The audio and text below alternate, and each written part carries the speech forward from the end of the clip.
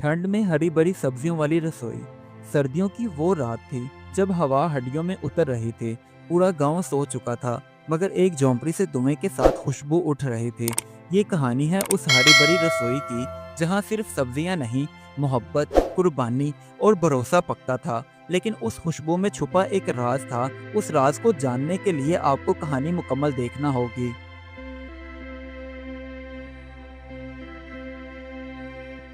सर्दियों की एक धुंध भरी सुबह थी।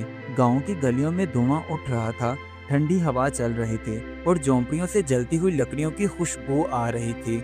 उसी गांव में रहती थी अम्मा भी, इकलौती बूढ़ी औरत, मगर मेहनती औरत थी। अम्मा बी की हरी भरी रसोई पूरे गांव में मशहूर थी।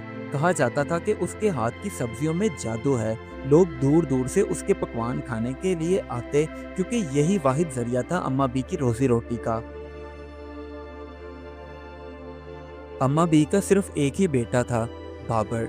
बाबर बेचारा गरीब जरूर था, मगर दिल का अमीर। वो रोज जंगल से जाकर लकड़ियां लाता, जिसकी बिना पर उसकी अम्मा मजे मजे का हरी सब्जियों वाला सालन तैयार करती थी। अम्मा भी अपनी मट्टी की झोंपड़ी में चूल्हे पर पालक, मेथी, हरी मिर्च और प्याज से ऐसा खुशबूदार सालन तैयार करती कि भूख खुद ब खुद उसके दरवाजे पर चलकर आ जाए।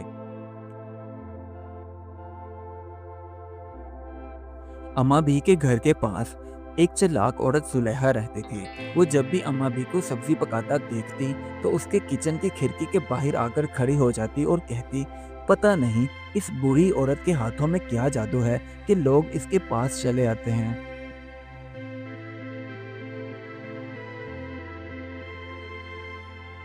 अम्मा भी की जिंदगी का एक ही उसूल था। वो सुबह सवेरे उठती, अल्लाह ताला के आगे सजदा करती और दुआ करती कि या अल्लाह मेरे रिस्क में बरकत अता करना। उसके बाद वो खाना पकाती। यही वजह थी कि उसके खाने का जायका बरकत बन जाता था।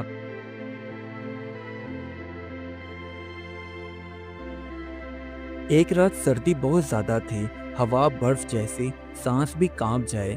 तब बाबर और उसकी माँ किचन में खाना बना रहे थे। तो बाबर बोला, अम्मा क्यों ना आज किचन बंद कर दें, सर्दी बहुत है। तो अम्मा भी बोली, बेटा जो भूखे हैं उनकी रात भी लंबी है, इसलिए बावर्ची खाना बंद नहीं कर सकते। अभी दोनों माँ बेटा बातें कर ही रहे थे कि अचानक दरवाजे पर दस्तक हुई। एक अजनबी आदमी कंबल ओढ़े दरवाजे पर खड़ा कांप रहा था। बोला, अम्मा भी थोड़ा सा खाना मिल जाएगा, मैं बहुत भूखा हूँ। अम्मा भी जल्दी से उस अजनबी को घर के अंदर ले गईं और गर्मा गर्म खाना उसके सामने रख दिया। उस अजनबी ने पेट भर के खाना खाया और बिना पैसे दिए वहां से चला गया। उस अजनबी के जाने के बाद बाबर ने अपनी माँ से कहा, अम्मा आपने उसे खाना दिया, मगर पैसे उससे क्यों नहीं लिए? तो अम्मा भी बोली, बेटा उसके पास पैसे नहीं थे, इसलिए मैंने नहीं मांगे। वैसे भी जो दूसरों को खिलाते हैं, खुदा उन्हें कभी भूखा नहीं रहने देता। गुजरते दिनों के साथ साथ जुलेहा का हसद अम्मा भी से बढ़ता ही जा रहा था। इसलिए उसने पूरे गांव में ये बात फैला दी कि अम्मा भी की रसोई में कोई काला जादू करता है, इसीलिए उसकी सब्जी इतनी मज़ेदार लगती है। गांव के लोगों ने भी जुलेहा की बात पर यकीन कर लिया और वो जब भी अम्मा बी को बाहर कहीं आता जाता देखते तो ना सलाम करते ना दुआ। इसी तरह उन्होंने अम्मा बी के किचन में भी आना छोड़ दिया, जिसकी वजह से अम्मा बी ने अपनी सफाई में 2-3 बार बात करने की कोशिश की, मगर किसी ने उनकी बात ना सुनी। उस दिन के बाद ना सब्जी बिकती, ना कोई खाने आता। बाबर बेचारा परेशान हाल अपनी माँ से कहने लगा, अम्मा अब हम क्या करेंगे? तो माँ बोली, बेटा सब्र भी एक रिस्क है, इसलिए हम सब्र करेंगे। तभी बाबर के जहन में कुछ ख्याल आया। बस फिर सुबह होते ही बाबर ने अपनी माँ का बनाया हुआ गर्मा गर्म हरी सब्जियों वाला सालन और रोटियां ली और पास वाले गांव में जाकर उन्हें बेचने लगा। पहले तो लोगों ने नज़रअंदाज किया, लेकिन जब उन्होंने खाया तो हैरत हुई। वही जायका, वही खुशबू। तब जाकर गांव के लोगों को एहसास हुआ कि जादू नहीं है, अम्मा बी की नीयत थी जो जायका देती थी। सब लोग अम्मा बी के पास आकर माफ़ी मांगते हुए कहने लगे, अम्मा बी, हमें माफ़ कर दो, हमने आपके साथ बहुत गलत किया, इसलिए हम वादा करते हैं आइंदा कभी भी किसी की बातों में नहीं आएंगे। अब दोबारा से अम्मा बी की हरी भरी रसोई आबाद हो गई।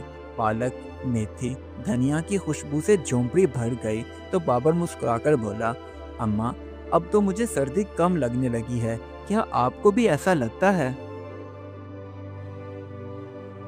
अब बाबर ने हाथों में कोयला उठाया और उससे रसोई की दीवार पर लिखने लगा, नीयत से बनती है रोजी। ये जुमला आहिस्ता आहिस्ता पूरे गांव की पहचान बन गया। साल गुजरते गए, मगर अम्मा बी ने अपनी हरी भरी रसोई की आग कभी बुझने ना दी। इस कहानी से हमें यह सबक मिलता है, जिंदगी में जायका पैसे से नहीं बल्कि नीयत से आता है। इसीलिए मेहनत और सच्चाई से बनी चीजें कभी जाया नहीं जाती।